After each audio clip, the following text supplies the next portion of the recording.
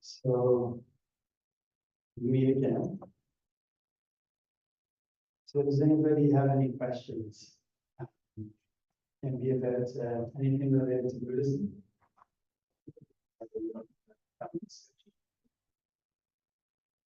I think you can, in the morning we talk about the present moment.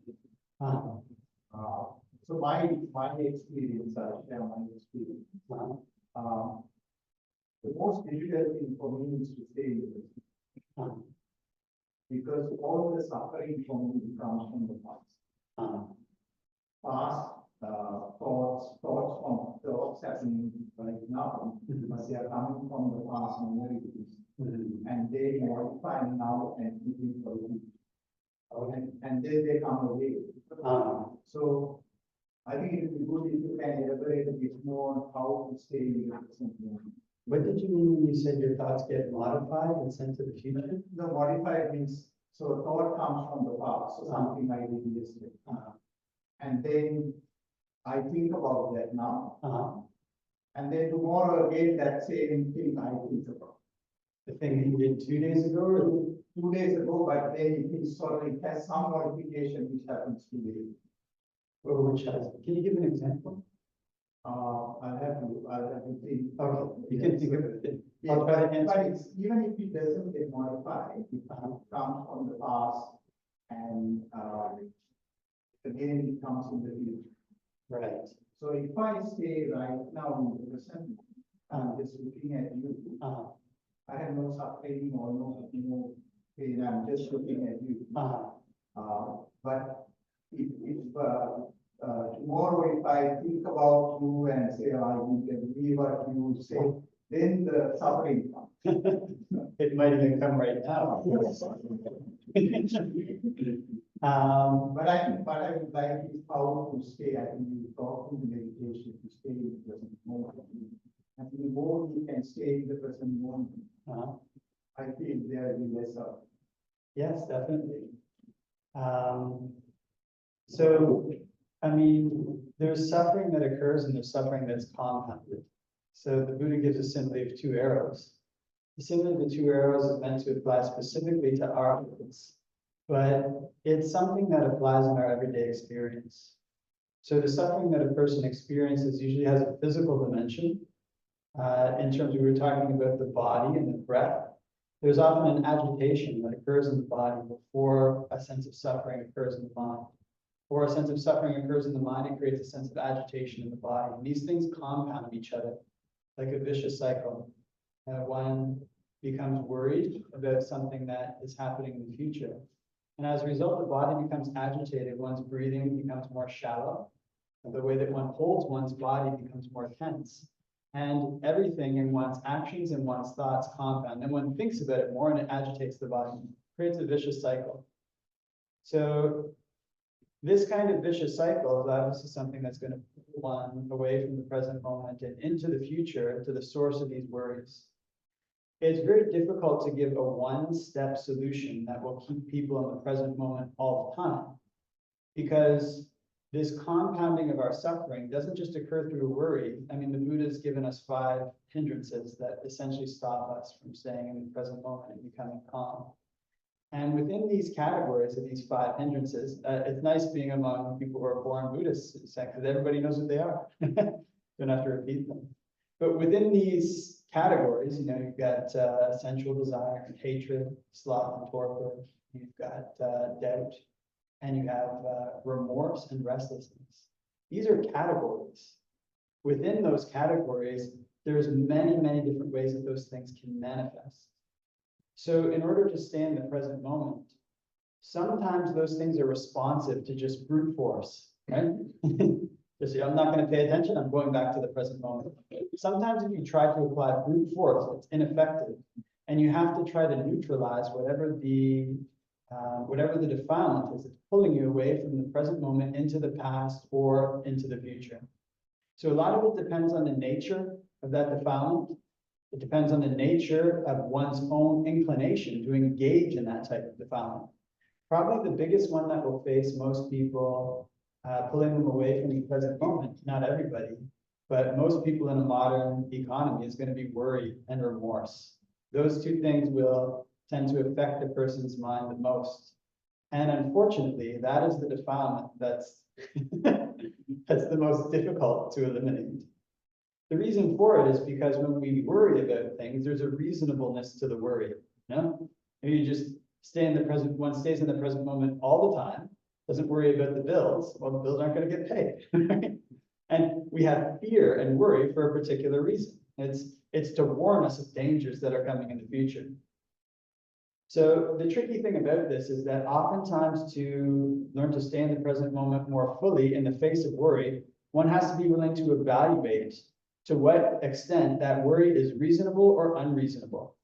And what this means is that one has to learn to stay in one's mind while one is worried. And when one is worried, it gets really afraid. Usually what happens is one wants to distract oneself. One doesn't want to be there with the worry. One wants to watch a movie, or one wants to go talk to friends. Sometimes when one is really worried, these really bad mind states come into one's mind. To distract oneself from those mind states, one does worse things. They kind of get worried or afraid or angry, and instead of addressing the emotion of worry or anger, one might go around and criticize somebody in one's life. Go and gossip, go and watch a movie. One compounds one's suffering in this way. So in order to evaluate whether the worries that one is having are reasonable or not, one has to gain the skill in being in one's mind and one's body while the worry is there.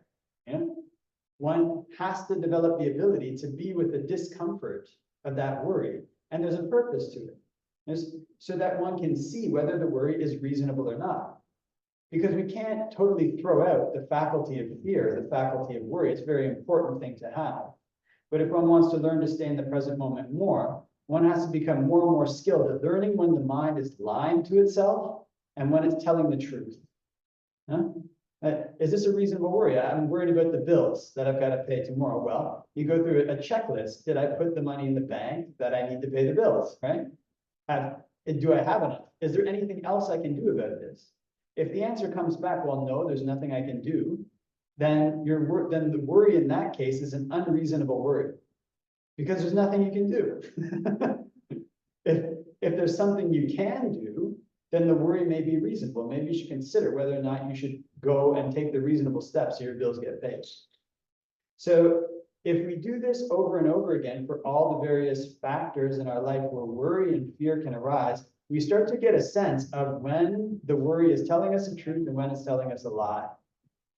And that's what gives us the ability to say, let the worry go with confidence and stay in the present moment, or to take appropriate steps to address it. And even in taking the appropriate steps to address it, it's best to be in the present moment during those steps, if one can. So when they talk about arahants, they say that an arahant is not biased by fear. It doesn't say that they don't have any fear. Now, arahants feel fear. It's just that they're not biased by it. It's information for them that they don't get swept away from. If one wants to walk the path towards becoming an arahant, then one has to learn how not to be biased by fear more and more. That's what allows the mind to stay in the present moment. In terms of remorse, that's the other side of this two-pronged defilement that pulls one away from the present moment. Remorse comes up because one is regretful about something that one did in the past. And somehow there's this delusion in the mind that if one just thinks about it enough, then it'll go away or it'll change. It's really a delusion. Remorse, in terms of identifying it, whether it's delusive or not, is easier than worry. Because the past is gone. I mean, there's nothing you can do about it, really. If you've murdered people in the past, you can't change that now. There's nothing you can do. So the more appropriate response is, the more appropriate thought is, what's an appropriate response to this remorse?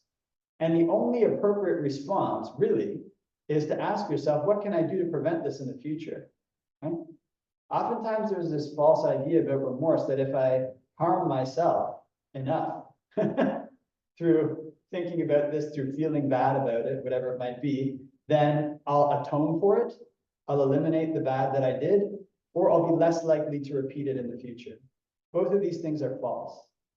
So it's very important to recognize the Buddhist teachings around remorse. Remorse is almost always negative. There are these kind of times when it comes across in the canon as being positive, but they're very rare. So the sense that you get is you should have enough remorse about something bad you did to recognize that it was bad, and then to develop the determination not to repeat it in the future. That's it. So the other thing is that once you've developed the wisdom for these particular qualities, both worry and remorse, it requires discipline to pull the mind back. So essentially what we've done is we've developed a habit over the years, over the month, over a lifetime of being addicted to thinking. It's our coping mechanism. We think and think and think and think, and thinking is related to talking. You will not be able to stop your thinking well if you cannot control your talking. That's one of the important things. Is the mouth, if one cannot control one's mouth, one cannot control one's mind. So it's very important if you want to be able to have the self-control to stay in the present moment, to make sure you're not engaging in the types of wrong speech, especially gossip. Sometimes people have nothing to do. They start talking and they run out of topics to talk about. What's the next thing they start talking about? What their neighbor's doing, and what these people are doing. It quickly goes into criticizing people who are not present. And this type of criticism that one engages in with people about people who are not present, this kind of politicking that one engages in, it's all right at first. That is linked to the inability to make one's mind stay in the present moment. It's very important to understand that linkage. No? Essentially what we're doing is we're engaging in this thinking faculty in a very negative way about other people. So what happens when we're alone? Same faculty comes up and other people aren't around, right?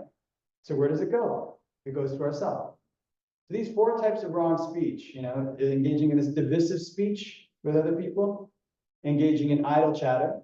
So idle chatter is one that is difficult as a layperson, but it can be done. One engages in a lot of idle chatter, talk that's going on for like 3, 4, 5 hours, not about anything in particular, that would be an obstacle to training the mind.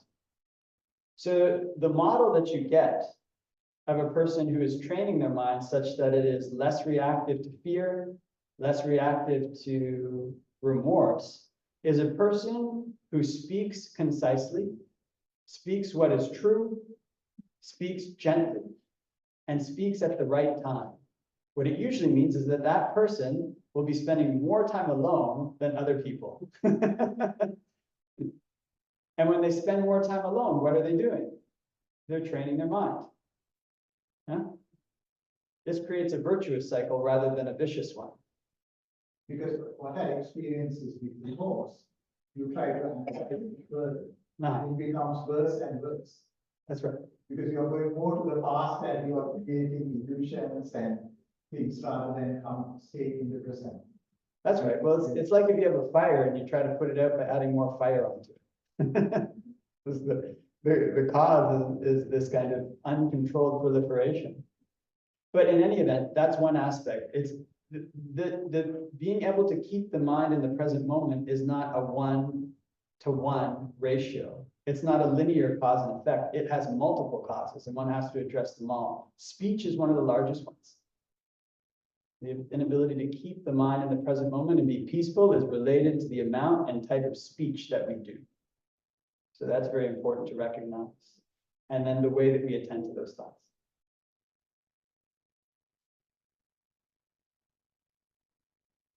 Nice question. Does anybody have questions?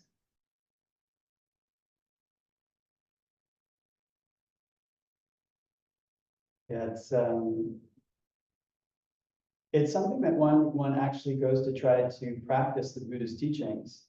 Then the more that one tries to do that, the more that one sees that these things which are mentioned just like once in the canon, or they're mentioned as a list, like the 5 hindrances, they connect with a whole bunch of other things. So actually the practice of the Buddhist teachings is a bit more like a mesh, right? Rather than a one-off cause and effect. So the Buddha gives this simile of like a ship that's pulled out of water, and then wind and rain keeps hitting its rigging. And gradually the rigging rots away. And then at a certain point, the whole rigging collapses. So these things that happen in our mind, they're not individual events. The bad things that are in our mind are supported by one another. They form a mesh. And the good things that we develop in our mind, they also form a mesh. So essentially what we're trying to do is build a scaffolding that makes our mind strong, that makes it easeful, and that gives it the ability to investigate to what it is that makes us happy.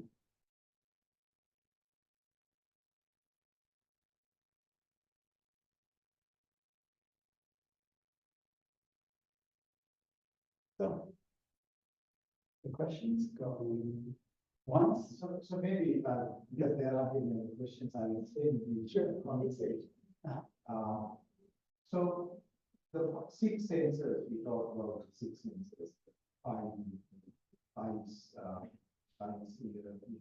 seeing, hearing, feeling, and also the mind.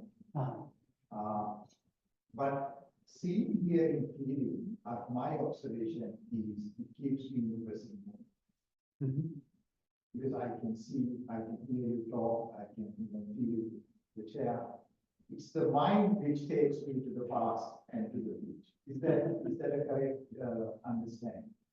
Well, yeah, I mean, I think you're talking about your experience, right? So, I mean, you can't really say that your experience is incorrect. I mean, when we're talking about meditation, we're talking about practice. I mean, semantics are one thing, right? Like, did you use the exact correct term or whatever it might be? But that's your experience, and that experience, of course, would be correct. I mean, you're describing what you've experienced.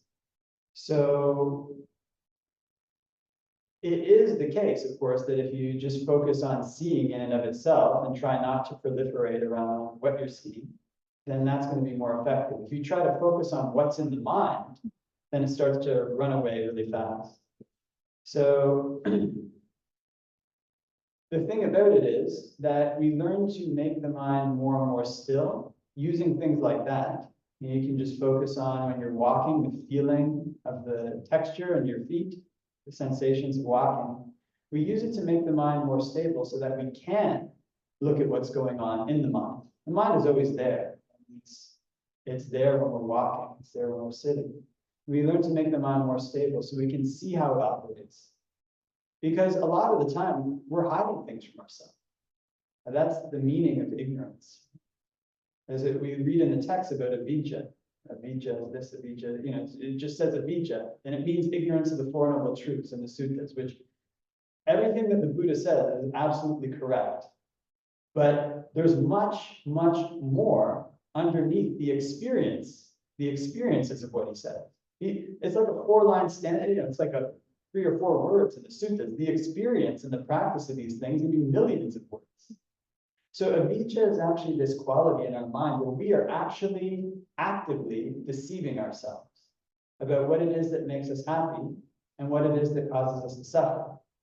And I think I was saying this yesterday. I don't know if anybody was there at the talk yesterday, but basically, we don't want to see where these things go to. We don't want to see what's really behind our suffering. And the reason we don't want to see it is because it's always attached to something that we like, right? That's what we don't want to see. So we hide it from ourselves. So we learn to gain this strength of mind in terms of just staying in the present moment so that we can watch where the mind goes and where it moves. Because if you can watch it long enough, it'll show you what it's hiding. And that's something that's very hard to forget. That's when the Buddha's teachings, those kind of experiences are what make the Buddha's teachings your own, rather than just something that you've read in the books. So yes, what you say is correct, of course. The mind is in and of itself trying to observe thoughts, and where they go is much more difficult. But maybe that's a good pathway for you to take, focusing just on the seeing or just on the feeling when you're doing these things. And then later, when you get more stability, when you're experiencing suffering or anxiety, not to say that you are, I know these were theoretical questions, mostly it sounds like. But if you experience remorse or anxiety, once you've gained that stability, you can turn and watch the feeling. See where it comes from, see what it's attached to. And generally, my experience is attached to the self. The fear comes from the self. Something will happen for itself. And that's sort of, yeah. And talking about sutta, I think the Bahya Sutta, seeing is just seeing. Different people do different meanings. Abundantly, you could elaborate you are understanding. Because that's a very commonly used sutta now. Yeah, well, the Bahya Suttas. So I'll talk about theoretical understanding. The Bahya Sutta is a very kind of deep sutta. Yes. What it's talking about is it can go from the very basic. I mean, almost everything that the Buddha says is like that. Actually, it's kind of, it can go from the very basics of practice all the way up to Arahantship. So, I mean, you can use it to a certain. The Buddha did not mean it in terms when he was talking to Bahya necessarily of the very basics of practice. He was talking to Bahya, and Bahya in his past life was one of these. I think everybody knows the story. He was one of like 6 ascetics. I think 6 bhikkhus in the time of Kassapa Buddha, according to a commentary. And they made this vow that they would climb up on a rock and kick down the ladder. And basically they were going to die on the rock so that they would attain Arahantship there. And I think 3 of the 7 bhikkhus who went, according to the commentary, attained Arahantship. 4 of them died. He was one of them who died. Then in his very last life, he was living like on the other side of India. And he heard that the Buddha was, I can't remember where the Buddha was at that time. He traveled this whole distance in like a day. In other words, he already had a lot of psychic powers coming from his last life. He was an ascetic. They called him Bahya of the bark claw. So he was already very, very developed in meditation. So when the Buddha said, for you, when the seen is only the seen, the heard is only the heard, and then he gives this kind of cryptic statement, like, I think it's like when you see that, you will not be in that, it's kind of cryptic. When you see in this way, you will not be in that, So what he's talking about here is a point, a penultimate point, the point before a person attains arahantship. When a person has there's different ways that people have significant breakthroughs in their practice. One of them is that their mind becomes, for certain types of people, their mind becomes so calm and so clear that when they see the world, they don't see it in terms of like we're talking about the buildup of perceptions. They don't see it in terms of, oh, this is my mother, my father. They see it in terms of the arising and passing away of suffering. Because their focus has gone to that level and their mind is so calm, they cultivated their perception such that they look at the chair and they see it in terms of its potential to cause suffering or happiness. And then when they develop their mind in that way, all they see in the world is suffering arising, suffering passing away, suffering arising, suffering passing away. This is the penultimate stage, where one is just viewing these things at such a distance that when they see them, that's all they see. They don't see it as me or mine. When they see it in that way, they're not in that. When they're not in that, they don't own it. And when they're ready to relinquish to that level, they're ready to go beyond samsara. And just that is the ending of suffering. So it said for a person who attains arahantship, then they experience the world detached from it. So the Buddha gives this very graphic simile, actually, of a skinned cow. Anybody's read that? Because imagine there was a cow and a very skilled and dexterous butcher's apprentice came along with a really sharp knife, and they were to cut all the inner and outer tendons along the skin of the cow. And then they were to put the skin back onto the cow. He said, what do you think? Would the skin be attached to the cow like it was before? And the bhikkhus say no. Actually, it wasn't the Buddha, it was one of his disciples who gave this talk. And he said, that simile was given in order to convey meaning. The outer flesh of the cow, that's the outer 6 sense bases. The inner flesh of the cow is the internal sense bases. And the knife is noble discernment that cuts between them. So in other words, an arahant, when they experience the world, they experience it disjointed from it. They're not in it, they're not of it, and it's a permanent state. There's another sutta called the Kevada Sutta, where that one's kind of funny, actually. I think people might have read that. There's this monk who gained psychic powers, and he goes up in these different heavens, and he goes to the 4 great kings, and he's like, where do the 4 elements cease without remainder? And they're like, we don't know. Go ask the Tavatimsadevas. Has anybody read the sutta? It's very funny. And so he goes to the Tavatimsadevas, and he's like, where do the 4 great elements cease without remainder? And we don't know. Go talk to I think it's the Yama Devas, and then go talk to the Tusita Devas. He keeps going up the ladder. Finally, he comes to the Brahmas, and he asks them, "Where do the four great elements cease without remainder?" They say, "We don't know. Go ask Mahabrahma." And so he said, "Well, where's Mahabrahma?" "Well, we don't know where Mahabrahma is, but sometimes there's a kind of shimmering, and after the shimmering, Mahabrahma shows up." So then the sutta says, it wasn't long before there was a shimmering and Mahabrahma showed up. So then the monk goes to Mahabrahma and he asks him, "Where do the four great elements cease without remainder?" And Mahabrahma says, "I'm the great Brahma, the unconquered conqueror." And he says, "Friend, I didn't ask you if you were the great Brahma, the unconquered. I asked you where the four elements cease without remainder." Then Mahabrahma says the same thing again. "I'm the great Brahma. I'm the leader of them, the creator of the world." He's like, "I didn't ask you that." So it gets to the third time. And then finally, Mahabrahma takes this monk by the arm and he pulls him aside. And he said, "Look, these Brahmas think there's nothing that Mahabrahma doesn't know, nothing he doesn't see."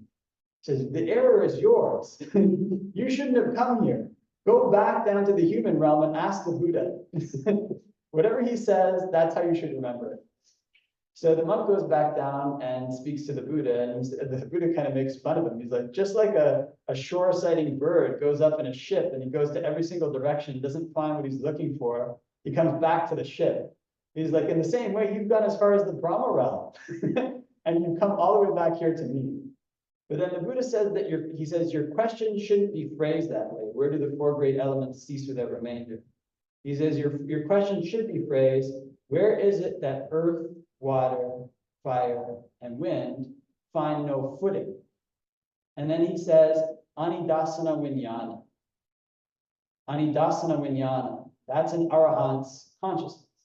Anidasana means like surfaceless or unmanifest.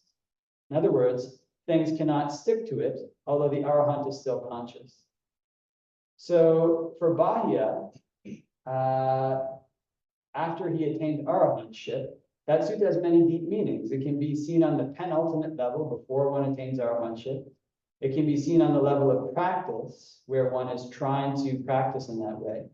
But it can also be seen as the final experience of an Arahant, where for an Arahant, in the scene, there's only the scene. There's no bhava around that. So their mind, things don't stick to their mind. So it's a very deep sutta. Because the experience I have, I see you. When I look at that side, I experience something else, but I still think you are sitting there.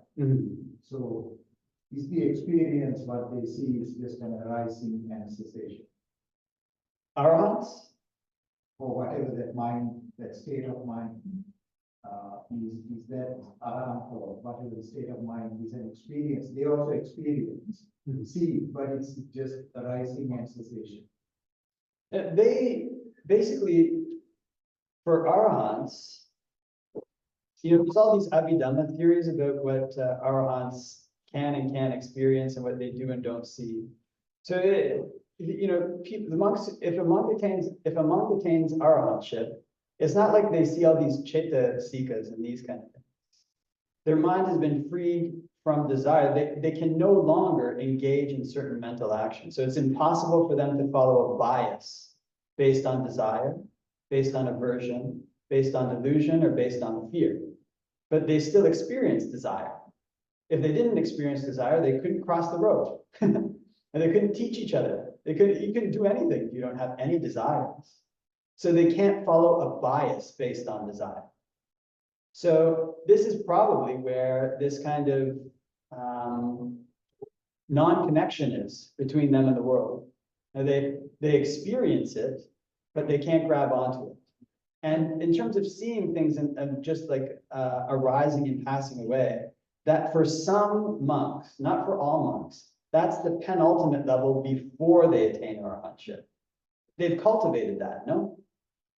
They're cultivating a perception such that they're looking for the cause of dukkha. So then once they've seen it enough, once they've developed their mind enough, their whole perception is just suffering arising and passing away. That's the penultimate level before they ultimately let everything go. Because there's no point to hanging on to something that's just suffering arising and passing away.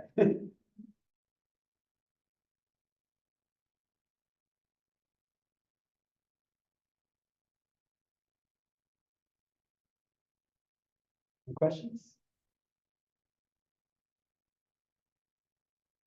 They don't all have to be about very deep Dhamma topics. Those deep Dhamma topics are fine. The best types of questions to ask, actually, are ones that address the difficulties or problems that one is facing in one's own life and one's efforts to eliminate. These types of questions are also very good. It's good to have a theoretical knowledge and also can tell that you're practicing meditation or you're making efforts in training the mind as well. But it doesn't have to be like questions that are very erudite, no? Like not everybody is inclined towards studying quite a lot. But the Buddhist teachings are actually for anybody. And there's this really interesting sutta where it says, what's the best time to approach an esteemed monk? So all these different monks give these different answers. The best time is when he's in the evening, he's sitting on his, his veranda. No, the best time is after his meal. And so they have all these kind of different arguments about when the best time to approach an esteemed monk and ask him questions is. And I can't remember how but I think the sutta goes to the Buddha. And the Buddha says, the best time to approach an esteemed monk is when your mind is overcome by lust, or your mind is overcome by hatred, or your mind is overcome by delusion.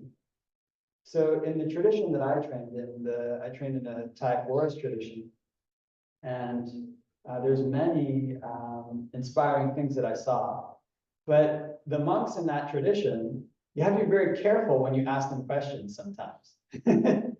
Because what they look for in a question is they look for why you're asking the question, more than the words. So sometimes they don't answer your words. They answer what's behind your words. And what I always found was, if I asked questions based on the suffering that I was going through and how to solve it, I mean, I didn't have to say it in front of a group, but actually how I was practicing and how to solve it, I always got the best answers. And I didn't get scolded. And not only that, asking questions in that way, those are the types of questions that stick in a person's mind for a long time afterwards. And they're the types of perceptions that actually help us to eliminate our suffering. Because everybody here has some suffering. So what are we doing to try to get rid of it? And how do we use the Buddhist teachings?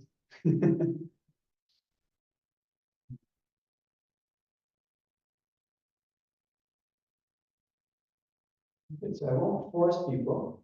I'm not a question forcer. But I will give a few more opportunities. Going once? Oh, do you have a question? Yeah. So why are some people's lives like shorter than others? Well, there's a few different reasons that could be. One of them depends on how they behave in this life. You got to look at what they did, right? Actually, I think when I was not much older than your age, when I was, maybe about 10 years older than you, I was at a movie theater and the movies suddenly stopped. And so we went outside to try to see what happened. And what had happened was there were two other kids who were about my age, and they climbed up on an electrical transformer, climbed over the wires, just because they were curious. And they ended up getting electrocuted to death. So the movie stopped and the electrical grid went out because of their dying. Now, they died early because they didn't pay attention to the warnings that were around this electrical facility. So some people die early because of inappropriate attention. No? I think you're probably a young fellow, probably none of your friends have died. But when you get to be my age, about 40 is not super old, but some of your friends may have died. When you get to be 80, a lot of your friends have died. So there's different ways that this can happen. So the most important thing is that if we want to live a long life, then being a little bit adventurous, having some fun is good. But it's very important to listen to adults and to listen to signs, read the signs appropriately, and don't go adventuring in areas that are really, really dangerous. Because when a person is really, really young, I remember being really young, it seems like there's no chance that they'll ever die. But that's one way that it can happen if people don't pay attention appropriately. Another way that that can happen is just through the vagaries of life. Those kind of things happen very, very randomly. So we can't always say why that is, by the way. Sometimes it's a combination. There was one fellow who I knew when I was young, and he was this really big bully. He's kind of, he would kind of like, he would like chase me down, and, you know, he did all kinds of things to me when I was young. And I was going in the city where I originally grew up about 4 or 5 years ago, and I saw these flowers on this telephone pole and all these bears. And then I saw his name written there. His name was Just On. It's kind of this really unusual name. And I came to know that he'd been hit by a car and killed. It's like 24 or 25. So we can't say why that is. If he wasn't doing anything really inappropriate, then it was just an unfortunate set of circumstances, maybe. I mean, if we do anything, there's always a risk. So that's the other important thing to know, is that there's always a risk, and we just don't know if we're going to fall victim to that risk. So we try to be really careful. The third thing is from karma. So we don't know how all these things interact. It takes a Buddha to know how these things interact. But if in a person's past life or in their present life, if they like to harm things or to kill things, that leads to them being very, very short-lived in their following life. And the way that that usually manifests for people who do that is they have a lot of sickness that they can't control. So there's this one monk, he is very famous in the Thai tradition, and an excellent monk, is one of the best in the Thai tradition, but he was always sick. He was just constantly ill. And what it turned out was that in his past life, he had been a very powerful person, and he killed many, many people. And because of killing many, many people, when he remembered all of his other lives, he was dying young. In almost so many of his lives, he died young. And sometimes he would die from fire when he was like 9. Other times he would just die young. It sounded like he died young very, very frequently. And in this life, he died when he was in his 50s. He had very, very terrible health problems. He died of a heart problem. So that's another thing. So I know when I was your age, a young man, I don't know how it is in the Sri Lankan community, but in Canada, sometimes kids like to torture ants and torture, you know, especially frogs in Canada. Kids would torture frogs and then kill frogs. So that kind of behavior leads to a person becoming sick. So to live a long life, that's one of the best ways. Not only should we not torture other things, if other people are sick, we should try to help them get better. To try to give medicines to people and make sure that they're healthy. That will lead to the good karma to living a long time.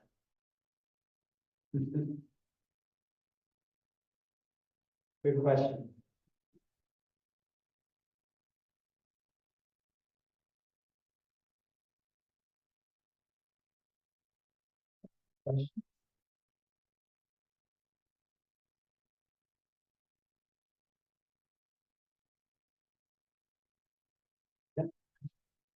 How do you know I've been so long?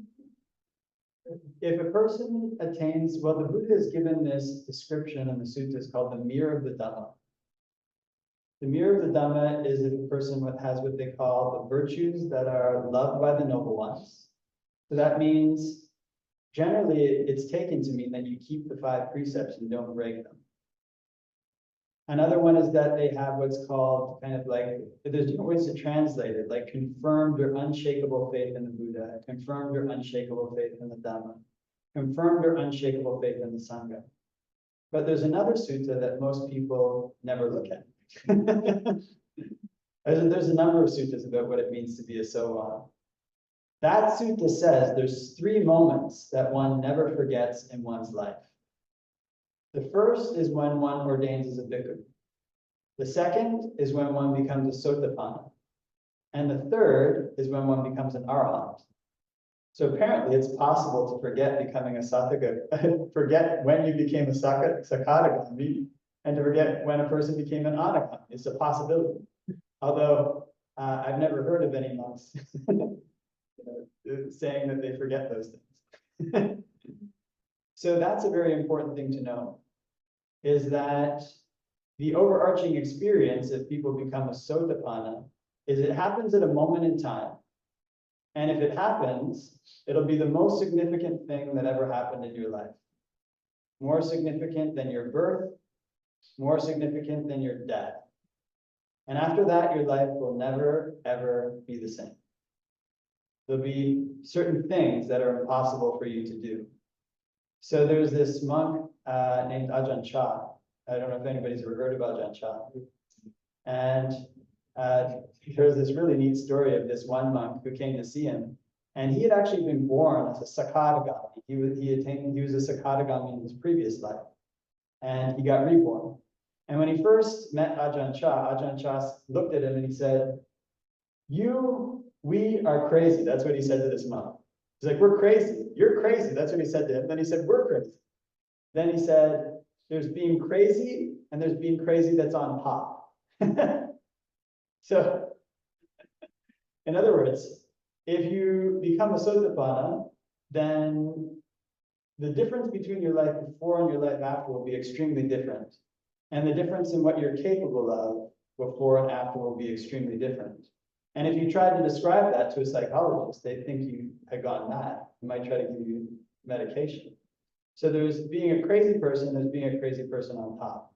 So I think it's really important to mention this point because these days, a lot of people are going around talking about sotapanna, and they're talking about it like it's something really normal. Oh yeah, perfect faith in the Buddha, the Dhamma, and the Sangha, and I keep the 5 precepts. So that can mean a lot of things, no? Actually, there's 2 people I know who believe they're sotapannas, and they told me in less words, and I don't believe they're sotapannas. I think what's happened is that they've read this Mirror of the Dhamma Sutta, and they figure they haven't had any doubt about the Buddha's teachings for a while, and they're keeping the 5 precepts, so that means they're sotapannas. But it's very important to take in mind this other sutta, which says that there's these 3 moments that one never forgets. So if you become a sotapanna, that will be the most significant moment in your life. There'll be nothing that can compare to it. And after that, your life will never be the same again. It's very, very different, very, very radical event.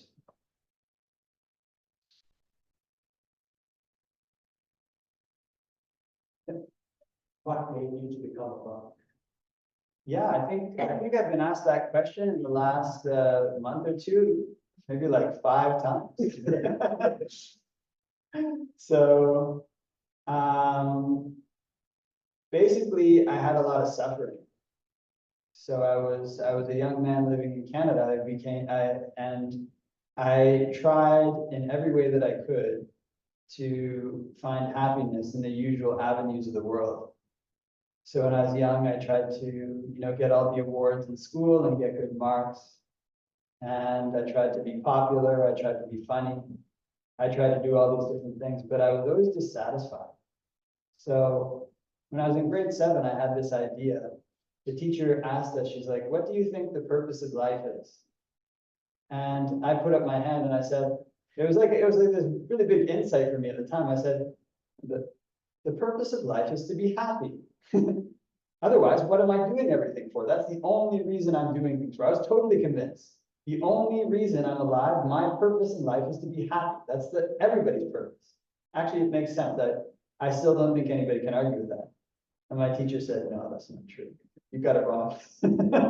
In any event, I was really convinced. So with this philosophy in mind, I thought that I would set out and try to find how to be happy.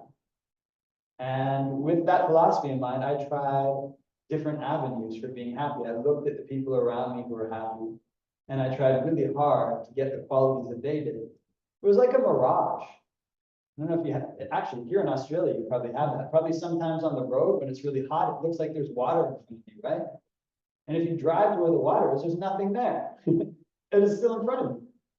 So that was how I felt looking for happiness. It looked like these other people were happy, and I tried so hard to get what they had. And if I got it, when I got there, just disappeared. then I had to worry about keeping them. So actually, the main happiness that I got, or that you can get from these kind of things, is like the happiness of reputation.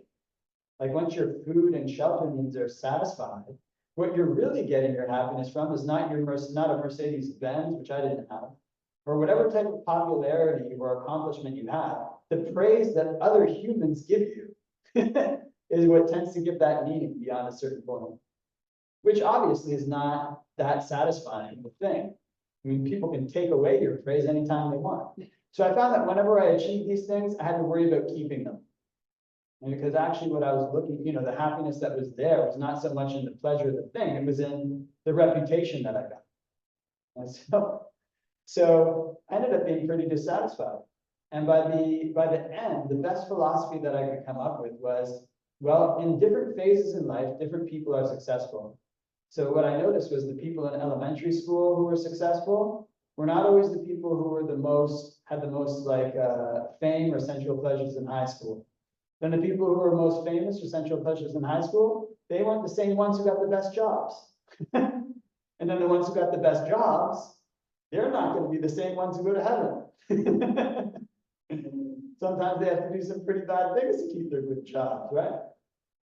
So with this in mind, the best philosophy that I could come up with was, well, the best you can do is to try to be at the top of whatever phase you're in. And you have to try to surf and get to the top of whatever phase you're in. So with this philosophy in mind, and being very dissatisfied, I was given this book about Buddhism by my mother. And so I thought, well, I'll argue with this book. And I think I've mentioned this, this may be the 5th time, it had the Four Noble Truths in it. So I remember before reading the Four Noble Truths, I thought, well, this is going to be full of holes. But I was very against theistic religions. I thought that their philosophies were lies. So, well, I'll read Buddhism's philosophy. It's going to be full of holes, and I'll be dissatisfied with that too. And I'll easily defeat it. That was what I thought. So I remember reading the Four Noble Truths, and I was like, oh my gosh, this is true. I realized I couldn't argue with that. And so after reading the Four Noble Truths, I was converted to Buddhism. And I actually, it was like finding what I was looking for. It's kind of the best that I could come up with. It didn't even scratch the surface of what the Buddha came up with. I mean, even though the question was right, it was the same question, but I mean, yeah, I was not even close. There's no way I would ever come close without it, to anything like the Buddhist teachings that I encountered.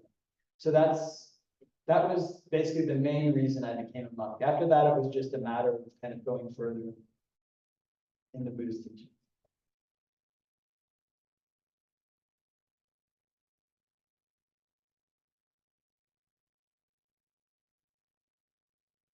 Questions?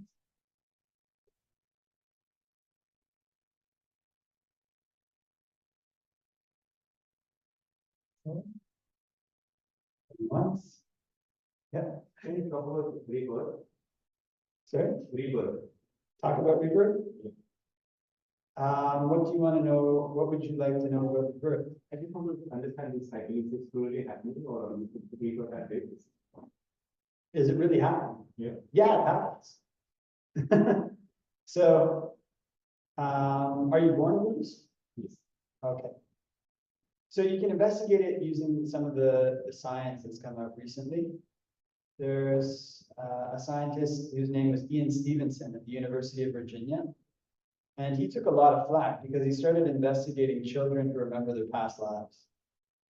And what he found was that not in all cases, but in some cases, there's all these these things are just too hard to explain. Actually, I watched, you can go on YouTube and Google it. And there's some pretty crazy stories. There's this one story of this fellow, and when he was born, he'd be like 2 years old, and he would look up and start going like this with both of his feet in his hands, just like pushing in the air like this. And his parents thought, oh, what's going on? What's this? And then when he started being able to talk, he started saying things like, little man can't get out, little man can't get out. Then he started to mention some really strange details. He said he was a pilot on a ship. And I think he mentioned the name of his aircraft. So his father was able to go look up this aircraft. And he mentioned the name of his ship. eventually they were able to track down this kind of past life, and he knew all these different things. Some of the stuff he said was pretty unusual. Some of the things these kids say, it's details that are not in the Buddhist text, but that don't disagree with anything that the Buddha said. The Buddha always spoke in this really, really concise way of only saying what was necessary for people to move forward. So some of the things that he said were really interesting. I'll just repeat some of them just for fun. But he knew 3 names of his crew members. He got these G.I. Joe toys. He's like, what do you want to name them? He's like, I can't remember the names. He's like, Billy and Brian and Dave. And then his parents asked him, why do you want to name them these names? He's like, those are the 3 who met me when I came to heaven. And it turned out, when his father did more research, there were 3 of his fellow soldiers who had died before him. Kind of met him when he was in heaven. There were just so many different details. I can't remember them all, but it was almost impossible to refute. So at the end of it all, he ended up going to this place where he was in his past life because he couldn't recognize it. He couldn't let go of his memories. And then finally, after going there, he was able to let them go. So there's all this evidence. It's not just one kid. Actually, some of them are really strange. You've heard of Anne Frank? You ever heard of Anne Frank? So there's a lady who was born who claimed to be her reincarnation. Her name was Vajra. And she remembered all these things about Anne Frank's life that were just impossible for other people to remember. Things that would be, so when her parents took her to Amsterdam, they were just going on this tour. She remembered exactly where Anne Frank's house was. Then she remembered these photos on the wall. She was like, oh, I used to have photos up here. And then they asked the curator, was there photos here? Because there was none. They're like, yeah, we just took them down for cleaning. There's all these weird things like that. So you can look up these things about child's past memories or to get some kind of scientific confirmation that this actually happens. In terms of like getting a confirmation of how it actually happens, the way that the Buddha described, because these scientists can't find out what's in hell, right? They can't find out what's in heaven. They can only research people who got reborn as humans. And the Buddha says a lot more. If you are really skeptical, one of the only ways you're going to be able to do that is to develop psychic powers yourself. So that you can see where the heavens and hells are. The other thing is it'll be very difficult to do as a layman here. But if you're ever in a situation where there's many, many monks who practice meditation, and you have a kind of backstage pass, you develop a good relationship with them, you have a lot of faith, then eventually you meet monks who can actually do those things. And it's impossible to refuse their abilities. Everything that the Buddha said in the canon is really true. I mean, there's really people who could do those things. But I've never met one in Sri Lanka. So that's unfortunately the case. It requires a culture that's very devoted to meditation. So at the Buddhist time, that's what you had. That's why you had so many people like that. And that's why it was so easy to develop faith in these things. Because sometimes not only do those people know other people's past lives, they know your past lives. And they can also read your mind. Very uncomfortable to be around people like that, actually. Not uncomfortable, but they're teachers and they know more about you than you know about yourself. So if you ever have an experience where you're sincerely dedicated to meditation, you meet somebody like that and you train under them, then you'll have much, much more faith in this type of phenomenon. The third way that you can develop faith in this type of phenomenon is just through what they call making an extension by inference. This is what they say in the suttas. So the way that rebirth is said to happen is there's a process that goes through in what they call dependent co-arising or dependent origination. You have contact, you have feeling, you have craving, you have clinging, you have becoming, and because of becoming, you have birth, aging, sickness, and death. No? So this portion from contact to becoming is something that you can see in your life. This becoming is what leads to rebirth. So we're talking with this gentleman about taking on an identity, about a sense of self. That sense of self that you take on through undertaking actions, that leads to an idea of who you are. You become something because of it. It's that becoming that leads to rebirth. So if you can observe that in your own life, then you observe the external world, you get faith based on inference. So I remember when I was, this is not anything to do with psychic powers, this is inference. I was first starting with Buddhism, first starting with meditation. And one of the things that's supposed to lead you to the animal realm is just this uncontrolled desire to be breaking precepts. You want to, get drunk and you drink, you want food, you just go get the food. If somebody has lust, then they don't pay any attention to their wife or their husband, they just go. So look at the way that animals behave. Have you ever stopped and watched real monkeys? I can't stand looking at them. Not stand, but it's really unpleasant. They come around these kutis where the monks stay in huge numbers. They try to steal your food. They're constantly trying to steal. And then you look at how they behave in terms of their relationship with their fellow monkeys. It's just this complete lack of restraint, just totally unrestrained. They have no idea about a stable partner. You can't even look at them for 5 minutes without them starting to do something that you have to look away. Kind of these relapses. And look at dogs. You ever seen how dogs behave? It's just this complete lack of restraint.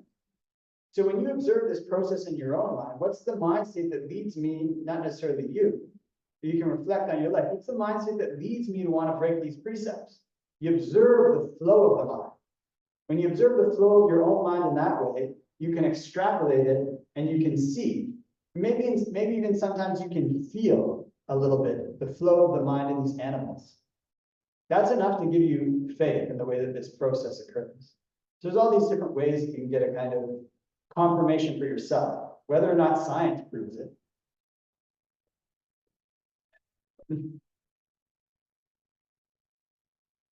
So actually, you talk about becoming. Isn't that becoming happiness?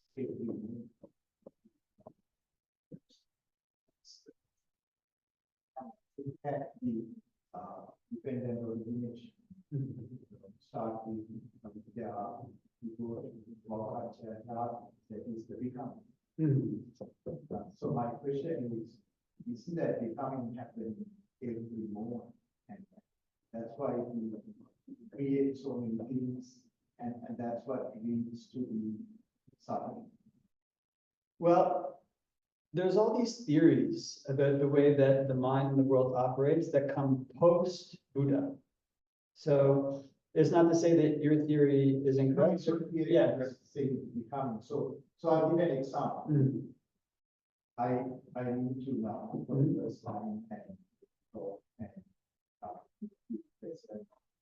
so becoming now you are in my mind.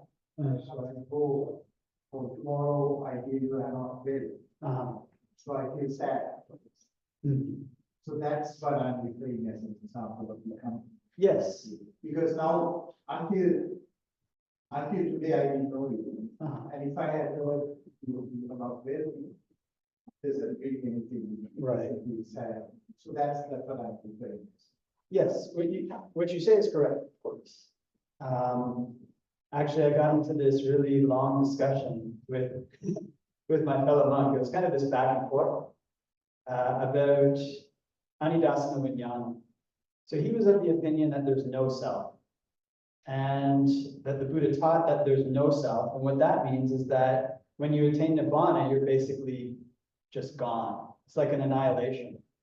And I was of the argument that you're not annihilated, but it's beyond description. You can't say that you exist, both exist, don't, or neither. You can't say anything about it, but it's not annihilation. And the Buddha calls it Anidasana Vijnana. That was what he really didn't like. There's a sutta which says that Anidasana Vijnana is beyond the allness of the all. So the only thing beyond the allness of the all is Nibbana. So that's a separate discussion. In any event, the main reason that I'm mentioning this discussion is because in the course of this discussion, we started talking about the way that a person creates a self, the way that they create an eternal view, and a view of eternity. So the way that people become something in Buddhism is a process which is called ahankara mamankara. Ahankara mamankara means I-making and my-making. In other words, you create a sense of who you are. And to have a sense of who you are, whoever you are has to have possessions. It has to have things that it owns. It has to be. That it has to have characteristics. Those characteristics are what it owns. So if you meet somebody for the first time and you either like them or dislike them, whatever you feel about them, if you like them, then this is a possession that you have. It becomes a characteristic of yourself. It becomes an aspect of your becoming, an aspect of your world. Even if you dislike them, you create a different type of becoming around them based on desire. And it's based on this kind of chain. Whether or not that is something that happens, like this is one of the things in the Abhidhamma. The Abhidhamma, actually I have to drive this point home very strongly. The Abhidhamma is not something that can be regarded as what the Buddha taught. You cannot say that for certainty. In India, they had 18 different Abhidhammas. Shortly after the Buddha passed away, there was all these schisms, and eventually there were 18 different schools. And the way that these schools competed with each other was creating different Abhidhammas. The Abhidhammas come from this very short list called Matakas that are in the canon. But some of what's in the Abhidhamma may be true. I'm not saying that it's not true. What I'm saying is that it should not be regarded as an authoritative expression of the Buddha Vachana. It's totally clear. I mean, there's no way that you can say that this is an authoritative expression of the Buddha Vachana. It's not mentioned in the canon. There's only one place. You can now search the entire Sutta and Vinaya Pitaka. There's only one place in the Suttas and Vinayas where the Abhidhamma, the word Abhidhamma is mentioned. It's in the Bhikkhuni Vibhanga and the Vinaya. And you get the sense that it might have been added later because it's not anywhere else. So when we read an analysis of reality that exists in the Abhidhamma, we should take it with a grain of salt. Not that this is what you're doing. Of course, I know that you've explained it in a different way, but this is just a general point for the audience. The Abhidhamma says that there's these mind moments that arise based on cetasikas every instant. You have almost these kind of like impulsions of consciousness. Every moment you got a consciousness, you've got like this object and it creates this thing. That is not really the way that consciousness necessarily operates in our day-to-day experience. So we don't have to necessarily conceive of bhava as something that happens on a moment-to-moment basis. Sometimes our experience is actually a stream. The better way to think of bhava is, in the suttas, it's not so much like a moment-to-moment experience. It's like feedback loops. Do you know what I mean? So we've been talking about virtuous and vicious cycles. The way that our sense of self gets created, it's something that gets created through constant repetition and through loops that feed back into itself from various sources. So for example, if I think, oh, you know, I'm a good monk, right? Suppose I think that, you know. By the way, if you're a monk, it's probably good not to go around thinking too much that you're some really good monk. Suppose I go around thinking that I'm, you know, a really good monk or something like that. And it's not bad to think, oh, you know, I'm keeping sila, that's good. But if you start thinking, oh, yeah, I'm really great, you know, I'm the top guy, it's kind of getting into problems. So suppose I'm going around thinking this thing, right? What is it that's causing this state of becoming where I think I'm this really good monk, right? There's going to be a contact. Say something good happened, no? Maybe I gave a Dhamma talk and then people thought, oh, that's a really good Dhamma talk. And then they come up to me afterwards and say, oh, that's a good Dhamma talk. This is one type of feedback that feeds into the sense of self. Now, suppose I'm going on Pindapata and somebody else jumps out of their car and says, oh, I'm so happy to see a monk who's going on Pindapata. You know, this is a really great opportunity. No monks go on Pindapata and they give me Pindapata food. This is another feedback in the loop, depending on how I attend to it, right? If I attend to it inappropriately, I think, oh, look at this. I got praised again. No, there's two feedbacks in this loop now. Now, as I go through the day, if I start thinking about that again and again, these are smaller feedback loops that occur more quickly, right? They're occurring quickly. I'm good, I'm good, I'm good, I'm good. And what happens if I build this sense of self that I'm some really good monk, then I get an opposite feedback. I get a negative feedback. I suppose after the question and answer session today, everybody's like, oh, this was the worst question and answer session we've ever had. I can't believe how terrible it was, right? And then I hear that, I get this kind of negative feedback, and that destroys my feedback loop. So this is the way that actually is more realistic to look at the building and unbuilding of bhava. It's not necessarily in terms of an Abhidhamma analysis, like this is not to say that you were saying, But in terms of like this happened this moment, then this moment, then da da da da da, so all these moments, look at it in terms of the causes that feed back into the to make it stronger and stronger. And look where those causes are coming from. Because that's actually the practical way to dismantle bhava. That's what we can experience. That's we can't experience Abhidhamma like, 4 seconds, but we can experience that, like the example you gave. If you get a lot of praise over days and days, you can experience that yourself is growing. That's right. So that's correct. So you experience, and that's what we can experience. That's right. And that's where you have to investigate. Where you experience it, where you have to investigate. So we can't experience Abhidhamma, the second, those things we can't experience. The funny thing is about the Abhidhamma and these kind of things, they have these things where they say, like, if you get to be a really good meditator, you're going to see all these cetasikas. So then people start looking for cetasikas, and they think if I become a good meditator, I'll see them. Now, this is not to say whether cetasikas are real or not real. I'm not making a comment on that. Some people may actually see them in their meditation. What happens when we think, oh, I'm going to be a good meditator if I can see these cetasikas, you start looking for the cetasikas, you're training your mind to see cetasikas. It's a perception you've cultivated. You have to recognize that.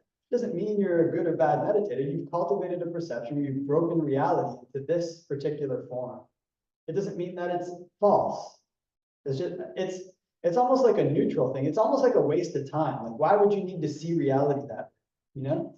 I mean, you don't need to see cetasikas in order to see impermanence. You don't need to see cetasikas in order to see the way that you're causing suffering. These feedback loops, that's what's in the canon. It's much more practical and it's much easier to see. So that's my rant about the Abhidhamma. Kind of in Canada, we have this phrase where we say, people start talking about a topic, you say, don't get me started. You guys started talking about a topic, keep talking.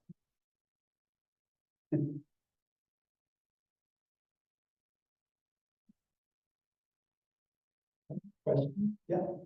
So I just wanted to know, like, what is love, and is it like different, let's say, different for person to person? Like, for me, is it different for my parents, different from my partner, different from my son? Right. So is it that, or, and second question is there something that I can do myself to create that feeling for someone? Love. Well, there's two types of, you might say that feeling, the feeling of love exists on a continuum. So in other words, it's not discrete, right? What people usually talk about as love in Western culture, and I'm guessing the type that you're describing for your wife or for your son, this is a love that is based on attachment. That attachment is based on the feelings that those people give to you. That's extremely important to recognize. So it's because those people make you feel a particular way that you have this very, very strong feeling for them. And it's also based on an idea that you have about the way that they will behave towards you into the future. Actually, I say this very often. What do you think is the most dangerous court in Canada? They've got courts with mass murderers, or maybe not mass murderers, but at least murderers. Not so many mass murderers in Canada, but there are people who murder. The most violent criminals. Do you think it's the most dangerous court? That's right. Family court's the most dangerous court. It has the most guards. These are people who were in love with each other before. So love and hate are connected in that sense. What we might call love, in terms of the way that people usually refer to it, and hatred are both essentially the same, two sides of the same coin. So if you become an anagami, you eliminate both lust and hatred at the same time. The reason is because both of these things arise out of a strong desire and attachment to an external object. The hatred that comes when your desire for that object is frustrated is conjoined with the love that you feel when it does something that you really like. The strongest feelings that a person can feel in terms of this very strong attachment are generally towards other people, especially towards their wife, and especially towards kids. I think maybe kids are the strongest, arguably. But a person's love for their wife, their love for their kids, is not unconditional. There are parents who start to dislike, you can see that if you're a parent. You can observe it in your own mind, the ebb and flow of your love for your wife, your love for your kids. The differences in the ways these things express themselves are based on your perception of how much they're going to give you in the future, right? What they're going to do for you in the future, what kind of emotions they're going to give you, especially kids and wife. The thing that people attach to them very strongly for is safety. They give a safety into the future. I will have this person who will be there for me, who will be loyal to me, who will do things that I like into the future, and I'm not going to lose them, right? That's actually one of the strongest ways that people attach to these beings in their life. So you can investigate this for yourself, and you can cultivate that type of love with almost anybody or anything. You can play with your perceptions. Start talking to somebody you don't like, and instead of focusing on the things you don't like, focus on things you like. See what happens in your mind. Oh, this person, oh, I don't like them. They talk, oh, but I like this about them. I like, and just keep repeating that thought to yourself over and over again. Oh, they're so impressive for this. Repeat it in different ways, in the way that these feedback loops feed. Oh, they're impressive. Oh, they're beautiful. Oh, they're kind. Repeat it so that the feedback loops feed in on each other. And before long, you might find yourself feeling love. You can play with it, see how it arises. Now do the opposite. Focus on their negative qualities. So in this emotion of love, it's important to see the gratification. It's important to see the danger. And it's important to search for the escape if one doesn't want to suffer from that. When people are married for their whole life, when their spouse dies, they usually die within like 1 or 2 years, unexplainably. It's a very strange thing. Their whole life has become bound up with this other person that does not belong to them. I mean, there's good things about it, right? I mean, if a person has a faithful marriage, it's not bad, but it's just important to understand the dangers that exist. If that person does something you don't like, if your wife, not to say this would ever happen, I don't know your situation, if a person's wife cheats on them, it can turn into the most dark, black type of hatred. No? Even if their children embarrass the family, depending on how strong their family values are, their children become a drug dealer or they become a prostitute, something like this. And then one's reputation is destroyed in the community on the basis of these terrible things that their child has done. Love for their child will turn into disappointment and resentment. And look what this harm that they've done to me.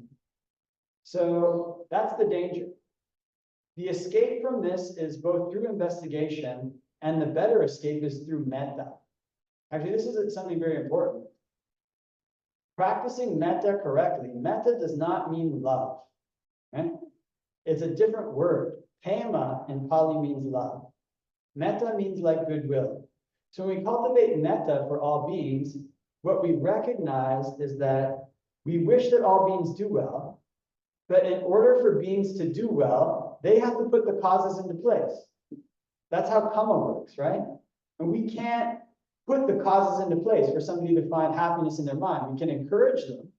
Oh, please do this, right? We can try to set up the situations for them. But at the end of the day, everybody is the owner of their karma. So what it means when we wish well for all beings is we wish, may you be happy and at ease. May you put the causes in place to be happy and at ease.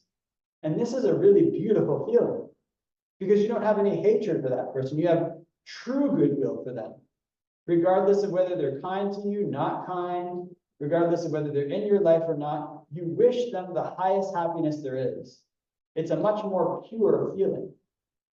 So that's one of the solutions to this problem of love, is to cultivate metta, cultivate karuna for all beings. Wishing may you be happy and at ease, but may you put in place the causes to be happy and at ease. You can wish that for Hitler. You can wish it for Donald Trump. You can wish it for your neighbor that you hate. It's truly the escape from hatred.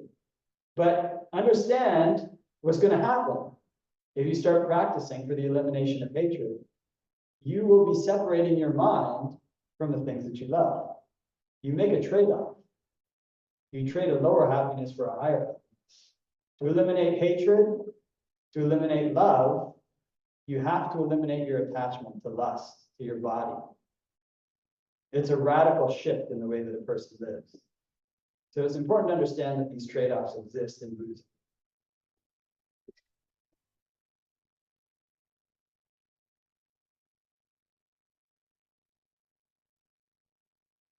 Questions? Yeah.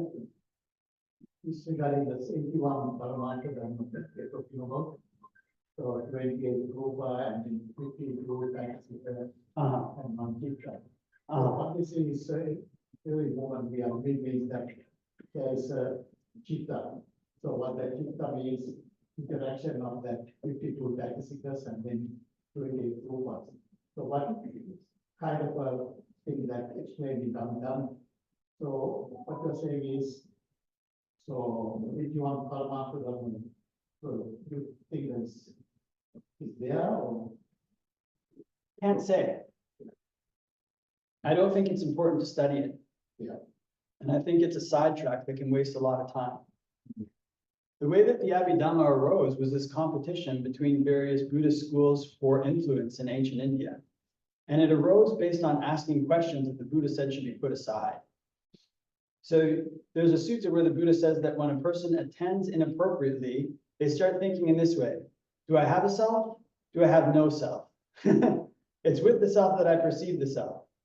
They start thinking in this way, things like this: does the Tathagata exist after death? Does he not exist after death? Does he both exist or not exist? Is the world finite? Is the world infinite? This kind of question is what led to these kind of answers. The world is finite. It's made up of these chaitasikas. There's nothing substantial behind it. Another school called the Sarvastivadins came up with a different answer. The world is infinite. The Buddha describes these things as a wilderness of views, a thicket of views. Basically, they just lead to more views. They never lead out of suffering. And this is good news for people who compose those texts who don't want to practice and just want to spend all their time studying. And it's good news for people who don't want to do the difficulty of training their mind. Because you can study this list of the Paramata, whatever it is, and memorize the whole thing. And then you go to talk to different people, they'll think you're an expert about Buddhism. And then later, people who investigate, not you specifically at all, but I've had this experience going to investigate people who think they're really excellent about Buddhism. They can't keep the 5 precepts. You're like, well, what did you spend all your time memorizing the Abhidhamma for? You know, you should have just spent your effort keeping the 5 precepts. It was almost comical, like, you know, like, how are you going to spend so much time studying? You can't even keep the 5 precepts. Like, it's hilarious. Like, you know, what, you know, like, what claim are you making to be an expert in Buddhism? You can't keep the 5 precepts. Like, it's so funny to me. Anyway. So at best, I look at these things almost, not at best, but as being almost like a sidetrack, right? You can memorize all the Paramata Dhammas, and then essentially what it is, it's a perception of impermanence. You're cultivating the perception of impermanence. You don't have to spend the whole time memorizing this list to cultivate the perception of impermanence. But if you do spend however many hours it is, I mean, years memorizing the Abhidhamma, like almost a lifetime memorizing the Abhidhamma, then you get to contemplating impermanence. It's a sidetrack to me. Like, I mean, you've just spent all this time memorizing this thing so you can contemplate impermanence, and you can contemplate impermanence right now. So that's how I view it. Whether that is some kind of way that the building blocks of reality are composed or not is really, really hard to say, right? I mean, it's really hard to say. At the smallest levels of reality in quantum physics, reality becomes something that's influenced by how we measure it. So in other words, in quantum physics, in the very smallest particles that make up the universe, they're influenced by our thoughts. So in a sense, we affect reality by what we look for. So I would not be so eager to jump into an absolutist view that actually reality is made up of these really minute building blocks. It may depend on what you're looking for. If you look for the really minute building blocks in reality, you might find them, right? So I don't encourage people to spend their time studying the Abhidhamma. and, memorizing these cettas, because I encourage people to spend their time learning what's in the suttas and then putting it into practice. Learn the rules that the Buddha laid down and see if you can do it. If you can do it, you'll learn a whole lot more than you learn from the Abhidhamma, much more. Spend 1 year keeping the 5 precepts strictly, you'll be able to give a lot longer, more comprehensive, and more inspiring Dhamma talks than you could if you spent the same year studying the Abhidhamma, not keeping the 5 precepts. So that's my attitude towards the Abhidhamma in general. I should mention, this is not to insult Abhidhamma scholars or anything like this. I'm not trying to say people who study the Abhidhamma are bad monks or anything like that. It's just, that's the history behind it. And I definitely do see it as a sidetrack. Vincent's coming. This gentleman is the one who brought me over to Australia. He's kind of the main impetus. And I ask a question. Yeah. When you say study the sutta and put it to practice, so in a context of a lay person, for example, why it makes no sense to me any of this, because firstly it's in Pali, and even if you read it or wherever the source may be, Google or whatever the source may be, it's all differently interpreted and it says all different things. And for someone who hasn't got that ability to understand and hasn't had the opportunity to continuous association, for let's say, elaborate your breakup of concept, like you would break it up. Because with all due respect, if you speak to 5 different, I think all different views, what's the way? What do you do? Because you could, just like you're referring to going roundabout in Abhidhamma, you could go roundabout in any slope, could go nowhere, because it's just all, after a while, you just think, oh, what the heck this means. It's a good question. A lot of it has to do with the intention with which you approach the suttas. The suttas themselves are the Buddha Vacana. What you see in the suttas is this constant repetition of very simple themes approached from different angles. What you see in the Abhidhamma is an attempt to describe what ultimate reality is. The aims of the two are leagues apart. The aims in the suttas are to lead people to Nibbana. It has a single taste, is the taste of freedom. You can see that almost every sutta that the Buddha gives is aimed directly at the ending of passion. The Abhidhamma is aimed at describing reality. So they're different, they have different bases to them. In terms of how to know what to focus on and being confused about different interpretations of the suttas, well, there's actually a sutta about that. There's the Kalama Sutta. That's actually what happened to the Kalamas. So different wanderers would come over to the Kalamas and they would say their doctrine, then another one would come and he'd refute the earlier one. Then another one would come and he'd refute the earlier one. And so the Buddha basically says, don't go by hearsay, don't go by tradition, don't go by the thought, this monk is our teacher. Basically says, when you know for yourself that these qualities are praiseworthy, they're to be developed, they're praised by the wise, basically they lead to Nibbana, then you should undertake those qualities yourself. Now, the Kalama Sutta is not as simple as it seems, because in the West, they sometimes skip over large portions of the sutta, because there's parts of the sutta that says, don't go by inference. Don't go by like a logical deduction. So you can't even trust your inference. What it means is that in your practice, when you know directly, say you start to keep the 5 precepts, when you know directly, after keeping those 5 precepts, you compare your previous life with your life now, and you see, I'm happier than I was before. This is something that you know through your direct experience, not through thinking about it, not through logical deduction, but through your experience. Through that experience, you come to know this is what's praised by the wise. Having something praised by the wise is another very important feature of learning to choose what's important to regard and disregard. Because there's people who are more advanced than us on the path, So their advice is something we should take to heart, but their advice is also something that has to be tested against our experience. So it sounds like something very complicated when it's thought of in terms of concepts, but when it's put into practice, it's something it's very simple actually. When you practice the Buddha's teachings in a variety of ways through keeping the precepts, through practicing meditation, you get direct experiential knowledge in your life of what they mean. This is something that's actually really, really powerful. So, you know, there's this kind of thinking and there's intuition. That's the type of experience that leads to intuition. It leads to a direct knowing in some cases, this is the right way to go. I have faith that this is a good teacher or not a good teacher. And it only gets stronger the more that you practice. The more that you experience, it only gets stronger. You imagine somebody who is trying to figure out what a mango is, no? What a mango tastes like and how it allays hunger. I mean, I could probably pull up my phone and pull up stuff on ChatGPT about the chemical composition of mangoes, about the different variety of mangoes, what the bark on the trees of mangoes is like, the different climates that mangoes grow in. And if I was to look at all this information, it'd be very hard for me to sift out what's important. But if instead of doing that, you go into the forest and you look for a mango tree and you try to figure out how to knock the mango down, then you bite into the mango, your experience is totally different. You automatically gain an intuitive knowledge of what's important through your direct attempts to allay your hunger.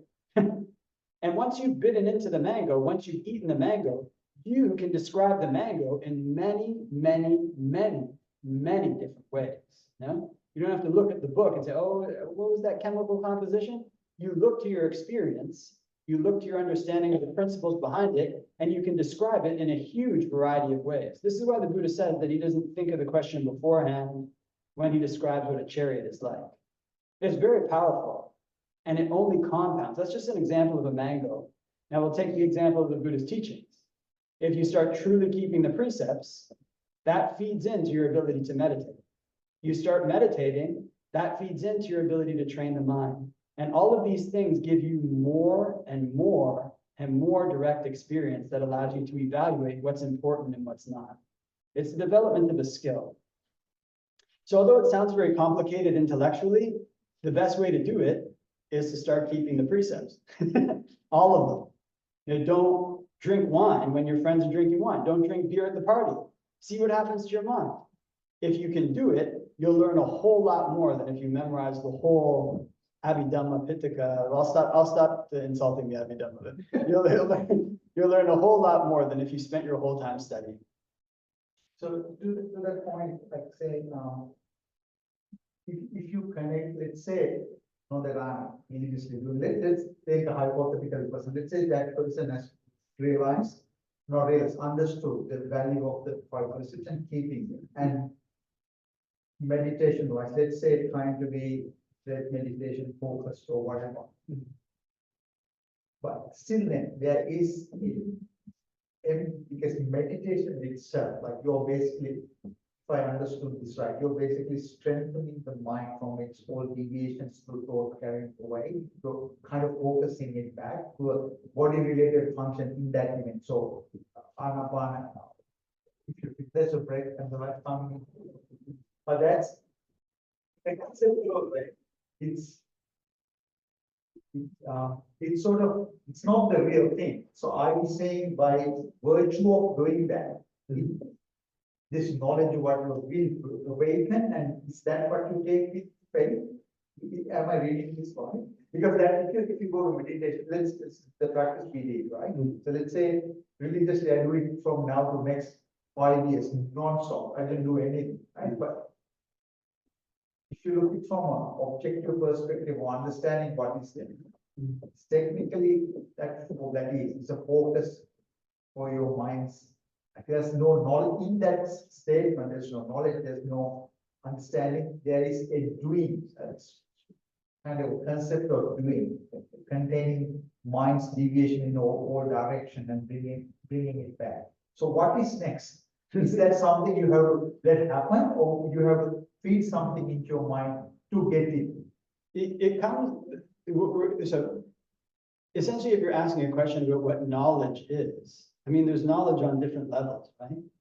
So, I mean, the type of things that we're discussing now, that's just analytical, speculation. It's speculation about what this is going to be or what that's going to be.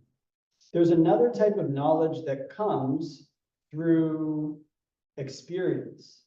And there's another type of knowledge that comes through the elimination of defilement, that comes when one significantly eliminates strong underlying tendencies in one's mind. These types of knowledge are very strange. It's not something that is common in Western culture. There's the knowledge that comes from experience, which is what we've been discussing up till now. And that is very powerful. I mean, it's much more powerful than just book knowledge, because an experience you can describe in a million words. And if you get different experiences that link up, you gain this intuitive understanding that's very powerful, and that you can also express in words. It's much more powerful. Another type of knowledge that can arise, the type of knowledge that arises in very strange ways. So, you know, in the night of the Buddha's awakening, you know, it was a single night. He gained knowledge of eons and eons of past lives. He gained knowledge of the cause and effect relationships in the entire universe. You know, he gained all this knowledge in the course of a single night. There's a very strange aspect to the gaining of knowledge through the elimination of defilements, what we might call like breakthroughs in a person's practice. And that type of knowledge arises in a person's mind at once. It doesn't arise like, you know, the Matrix, where a person is like downloading information. It arises in a single experience that's not necessarily expressed in words. It is an experience that links together all of the other experiences and reveals what was hidden beneath the craving that one was trying to eliminate. There's links between all of these things that the Buddha does not describe. And the knowledge of what it is, sometimes that was the cause of this in your own particular life, sometimes arises spontaneously. It arises in like a single experience. This is where it came from. The psychologists and other people have noticed this, right? And so what they tend to do is they try to, you know, take you back to your childhood or whatever to see where, you know, this thing started, so you can get over your problems and get knowledge. In reality, those experiences happen when one has practiced to the extent that one is worn through one's defilements. And the very last thing that happens when they break is at the same time this knowledge arises. It's a very comprehensive type of knowledge. In a moment it arises. And after that moment, it's like, imagine you were trying to put together, you know, you see these archways in ancient Rome, or, you know, they were able to build these huge buildings with archways. So you're struggling, you're putting these blocks together, and you're not sure exactly how it's all going to work out or how it's all going to fit. The final stage comes when you put the key block in, and then the whole thing is immovable. The whole thing links to the rest of the building. So that's something that's not really present in terms of our current scientific understanding of the way that knowledge is gained. But this is another type of knowledge, and it's much more direct, it's much more powerful. So there's no need to, like, if one wants knowledge, it's not necessary to like pre-plan it all beforehand. I mean, it is good to have some theory. If you can keep the 5 precepts, you'll get more knowledge about Buddhism than somebody who's read the whole Tipitaka and can't keep the 5 precepts. I mean, you know, like, you know, it's just obvious. And, you know, not only that, if you go further than that and start practicing meditation, your knowledge in terms of true knowledge will grow. And there's really nothing normal about the Buddhist teachings. It's very radical. It sounds normal when you just study it, and if you don't keep the 5 precepts, it's going to sound like something just totally normal and not that amazing. The reality of practicing the Buddhist teachings is completely amazing. There's nothing to compare it to. So I always encourage people to seek this type of knowledge. You know, don't look don't look too far in books. Look to the things that the Buddha says you should do that are very simple and you can't do. That's where you'll find knowledge. Why can't you keep the 5 precepts? Not you, but like, I don't know if you keep them or not. I don't know. But anyways, it was not meant towards you. It's a rhetorical question.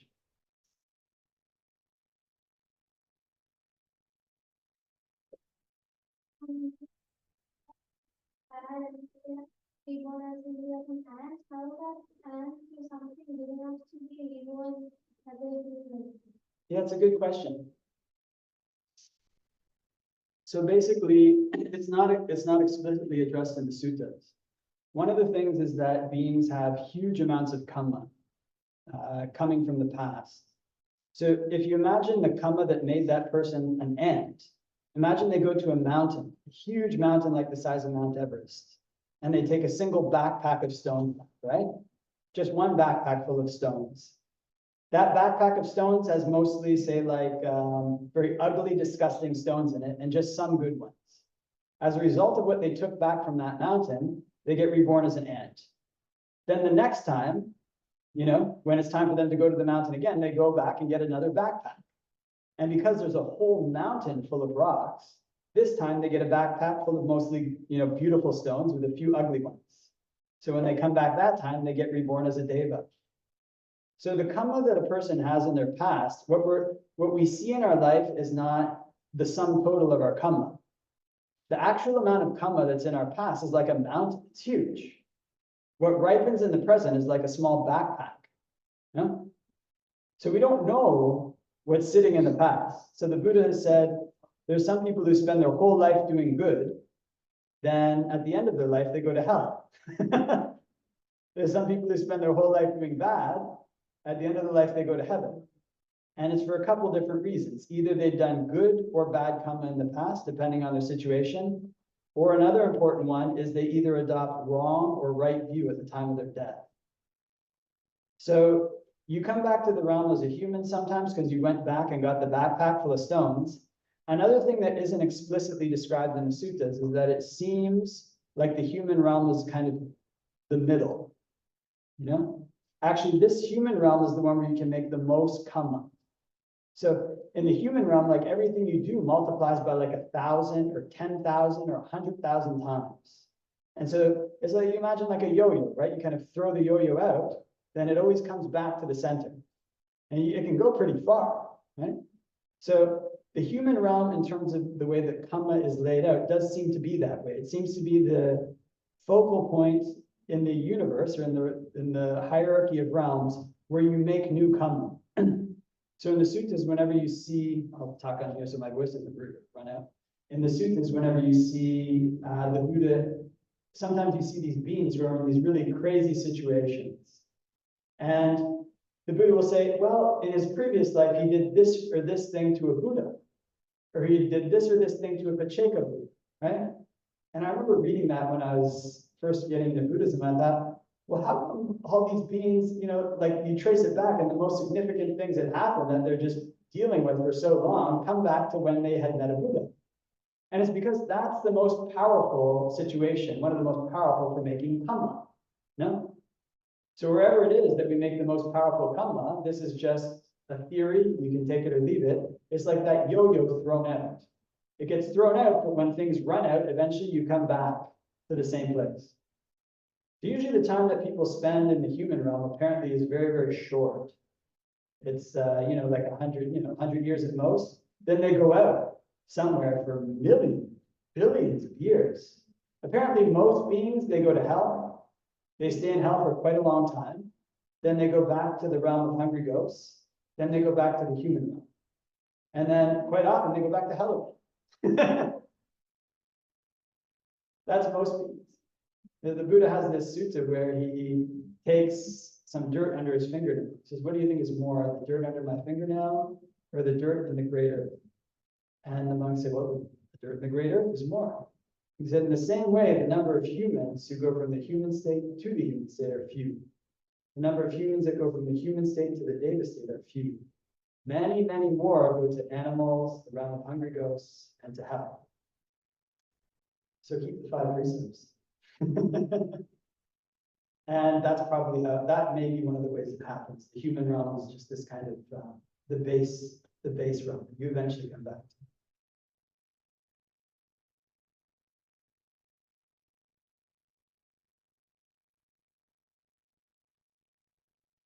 Question? Yeah. What is something in the world which will never ever change? There's nothing. Everything in the universe changes. Even the whole universe. Did you hear how Elon Musk wants to go to Mars? Did you hear? Did you know in the United States there's a really rich man who wants to build starships and he's building them to take people to Mars? Did you know that? And then if he's successful after Mars, where people are supposed to go? to other stars. And then they can go many, many places in the universe. You know what the problem with that is? No, they might make it. They might go to other stars and other places. Maybe there's aliens living in other places that can already do that. The problem with it is, there we go, that the whole universe, no matter how far we travel, the whole universe itself grows, it stays stable for a while, then it shrinks, then it disappears. So it doesn't matter where you travel. Even the whole universe gets destroyed. There's nothing in samsara that lasts forever. The only thing that's permanent is nibbana. So if you want to be happy forever, don't go looking to other stars. Go looking for nibbana.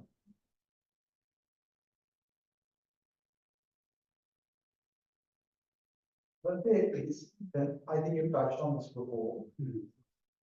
There is, if you especially, there's a little bit of doubt, I guess, when you get brought up in a Buddhist background, exactly what this Nibbana is. It's just normally what you see when somebody dies, everyone says, may he attain Nibbana, just means absolutely nothing, right? And then there's also sometimes this concept of annihilation, this like you kind of disappear, so you are away from all suffering and you go into a place of kind of non-existent, so suffering cannot exist. But is that really like that? Because then you think, well, what's the point of doing more? Actually, this has been asked from by a child. No, because whole point of doing it, yeah, it's all disappeared, it's all nothing, you know. Could you, I don't know, I think you said they hadn't really discussed about, could you just elaborate a little bit, like from your understanding, how, what the thinking and all, what this. Well, I'm not going to say it's from my understanding, but I'll try to explain your question as best I can in a way that's appropriate. So essentially, it's important to think of happiness as having different levels. And I'm sorry, I may actually have to end this Q&A soon, because actually my voice, I think, might run out before the time. But this one I can answer, and it's probably a good one to close on. So if you remember that the whole purpose of our practice is to find happiness, it's important to conceive of happiness as being on different levels. Most people, their entire life, only experience happiness on the level of sensuality. They only experience happiness that comes from things that are external to them. The highest form of this is probably love, in terms of emotions. And as we were discussing, it's not that stable, not that happy. The other type of happiness is on what they call the level of form. Well, love is one, although goodness, there's other things. But the next level up is what they call happiness on the level of form. This is the type of happiness that Brahmas experience. It's the type of happiness that comes from learning to focus on a single object, learning to put down the hindrances. And what arises in its place is this very intense type of happiness. It's called rapture, they call it piti, they call it sukha. And it's broken up into 4 jhanas. The last one is pure equanimity. And those things are very intense. If you attain the last jhana, you stop breathing. You don't breathe for however long you're in that jhana. And that's the basis that leads various monks to achieve psychic powers. It's I want to go back and emphasize this point again. Now there's all this talk about people attaining jhanas, and I've read some of the books of the people who claim that they're attaining jhanas, and they may be doing it. But you know what some of these people are talking about is it's not really that special. It's kind of like some normal state. If you attain jhana, the very first time you ever attain jhana, the very first jhana, the first thought that will probably come into your mind is, this is the best experience I've ever had in my life. It will be something that's a radically different type of happiness that you've never experienced before, and that most religions try to describe in words like ecstasy or bliss.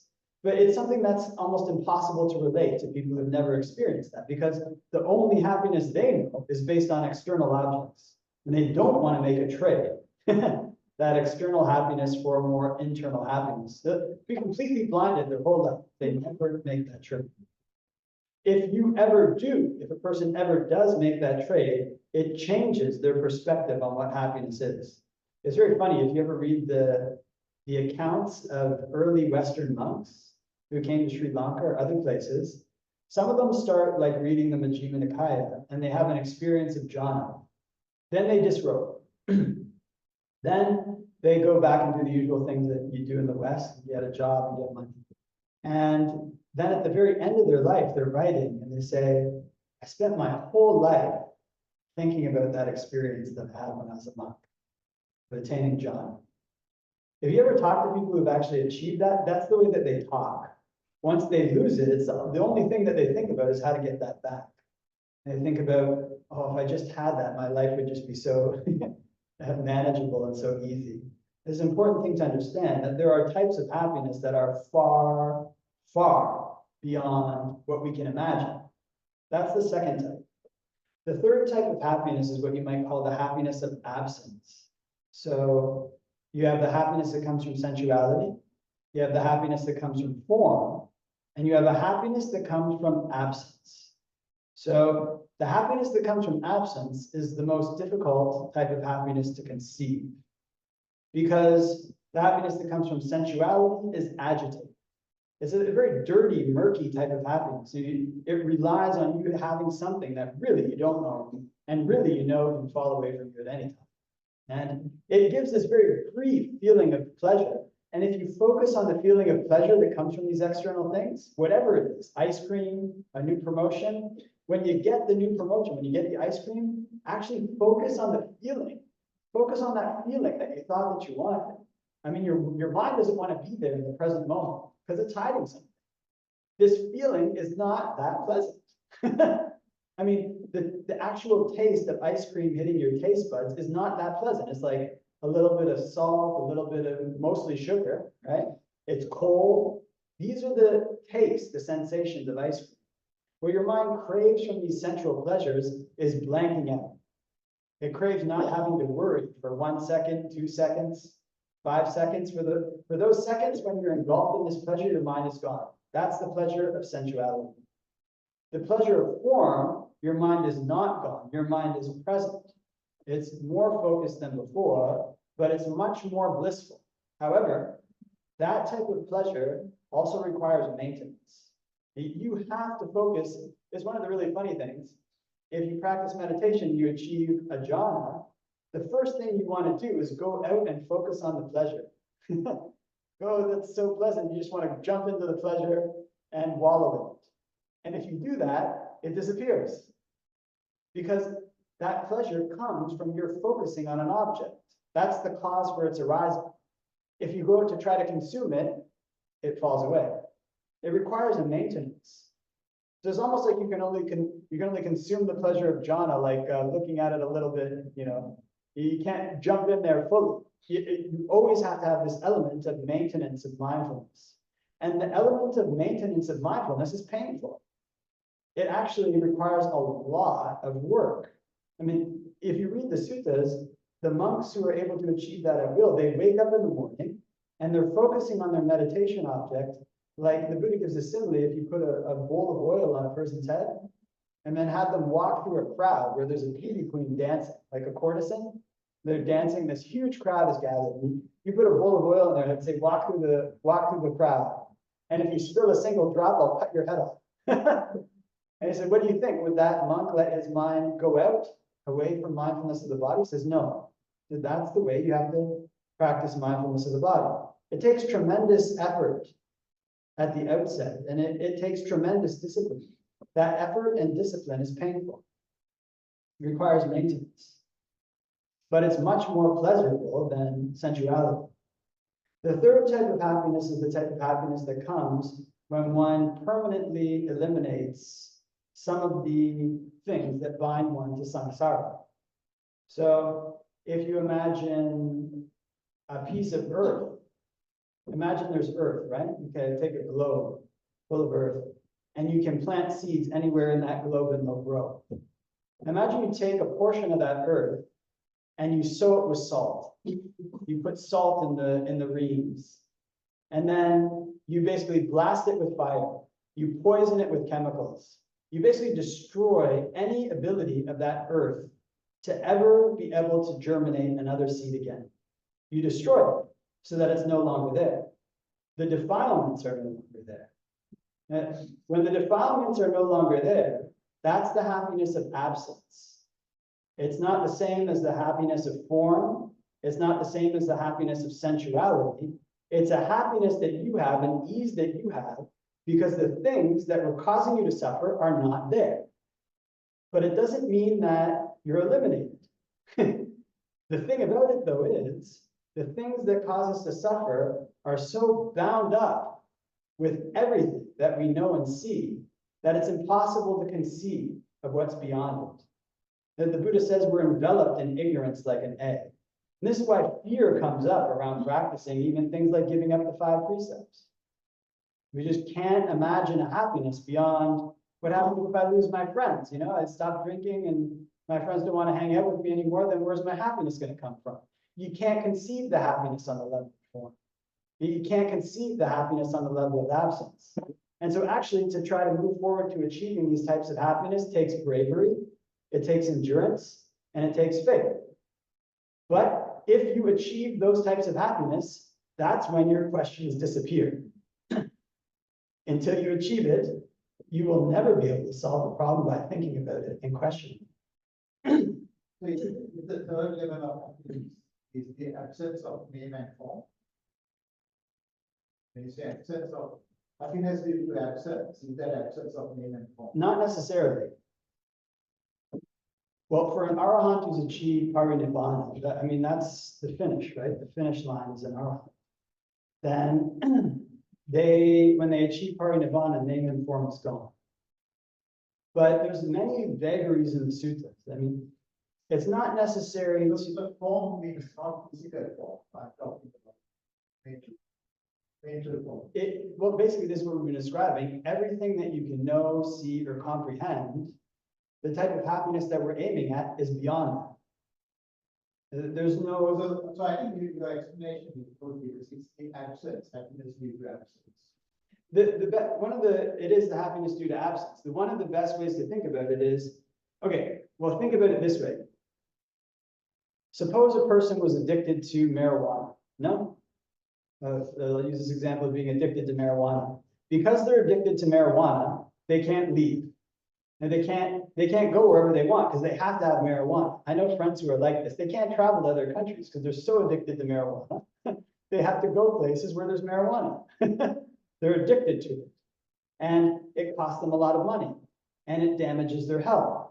And it damages their sleep. It makes them unattractive. It has all these negative aspects to it. So if you take that person who's addicted to marijuana, imagine they've been addicted to it from the time they were born, right? And you try to tell them, you better give up marijuana, right?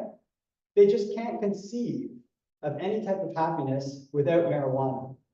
Now, you are not addicted to marijuana, no? So you being not addicted to marijuana, you have the happiness that comes from the absence of that addiction. But if I think like that, then marijuana is there.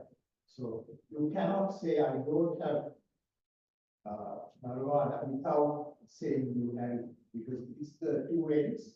So I can't say I don't have something without interpreting that.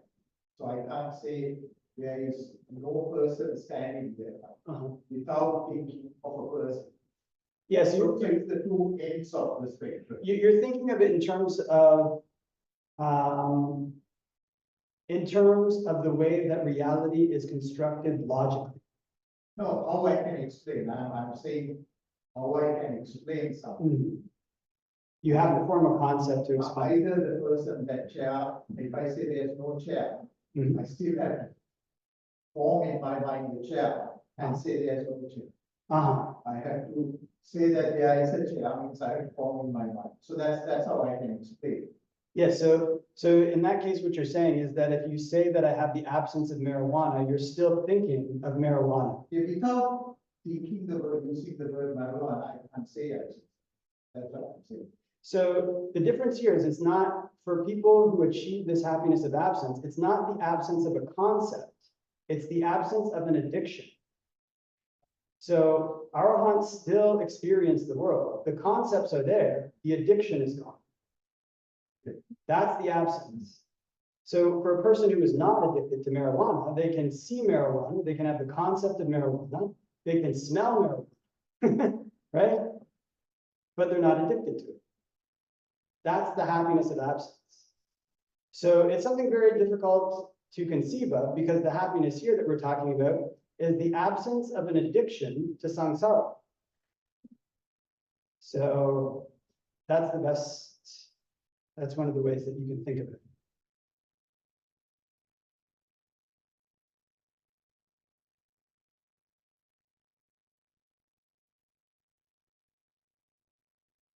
Okay, so I think that I better stop, because I actually have an event that Sinsen has arranged tomorrow, and I better be able to talk during that event.